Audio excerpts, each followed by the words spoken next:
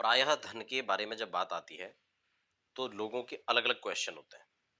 कुछ लोग कहते हैं कि धन आने में समस्याएं हो रही हैं और कुछ लोगों की समस्या है कि धन आता बहुत है लेकिन टिक नहीं पाता है। धन की स्थिरता हाथ में हम लोग कैसे देखें इसको? ये आप अपने हाथ को ऐसे मिला लें। मैं बड़े इजी वे से आपको बताऊंगा ताकि आप बात को समझ जाएं। कुछ छोटे छोटे, क्योंकि हमारे यहाँ सामुद्रिक शास्त्र के अंदर इस प्राचीन विधा में बहुत सारे ऐसे छोटी छोटी बातें हैं जिससे हम बड़े सहज रूप से इन बातों को समझ सकते हैं। आप अपने सिंगल हाथों को देख लें या दोनों को इस प्रकार से हथेली को आप मिला लें। हथेली अगर आप इस प्रकार से मिलाते हैं और दोनों हथेली की इस भाग में जब आप यूं मिला लेते हैं, अगर वहां पर छिद्र है तो ऐसे व्यक्ति के हाथ में धन टिकना थोड़ा मुश्किल होता है।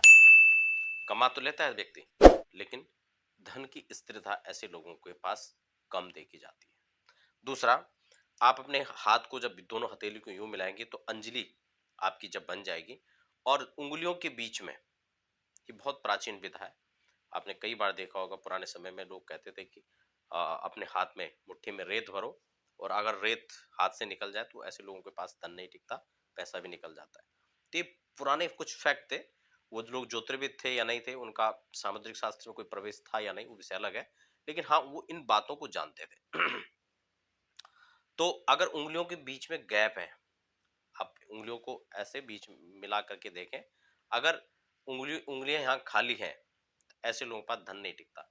और एक और बात मैं आपको बता दूं, इसमें भी अलग अलग चीजें होती हैं। कुछ लोगों की मान लो इस वाली उंगली में गैप है, ये सटा हुआ है, इसमें गैप है, या इन अलग अलग उंगलियों पे, तो उसका भी एक अलग अलग आधार होता है। जो बृहस्पति पर्वत से जो छिद्र होता है, ऐसा व्यक्ति धर्म कर्म और यात्राओं में अपने धन का व्यय करता है।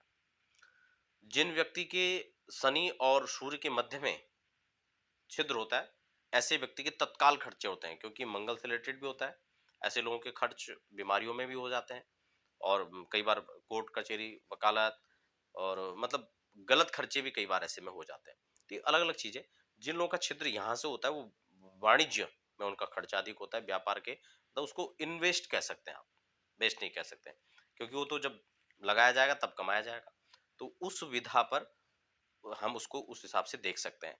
तो कुल मिलाकर जिन लोगों की अंजलियों में इस प्रकार से छिद्र होते हैं, उनके पास धन टिकने की संभावना कम हो जाती है।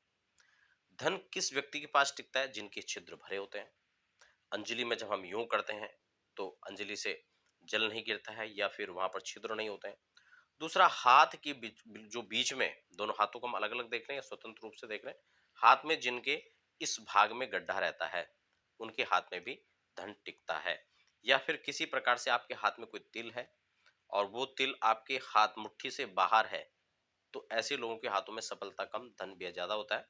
और मुट्ठी के अंदर वो है तो ऐसे लोगों की धन माया उनके हाथों पर होती है, समय पर काम आती है और सही रूप में वो खर्च करते हैं और सही रूप में वो उसको अर्जन करने के बाद लोगों को भी हेल्प कर पाते हैं उसमें, और अपने सुख और संसाधनों में भी वो अपने धन का उपयोग कर पाते हैं, धर्म में भी अपने धन का उपयोग कर पाते हैं। तो आशा करता हूँ कार्यक्रम आपको अच्छा लगा होगा। ऐसे ही तमाम हस्तरेखा और ज्योतिष के कार्यक्रम या अध्यात्म के कार्यक्रम के लिए आप हमारे चैनल पर बने रहें। चैनल को सब्सक्राइब नहीं किया तो चैनल को सब्सक्राइब भी कर लें। आने वाले कार्यक्रम में हम और भी खास जानकारियां आपको देने का प्रयास करेंगे।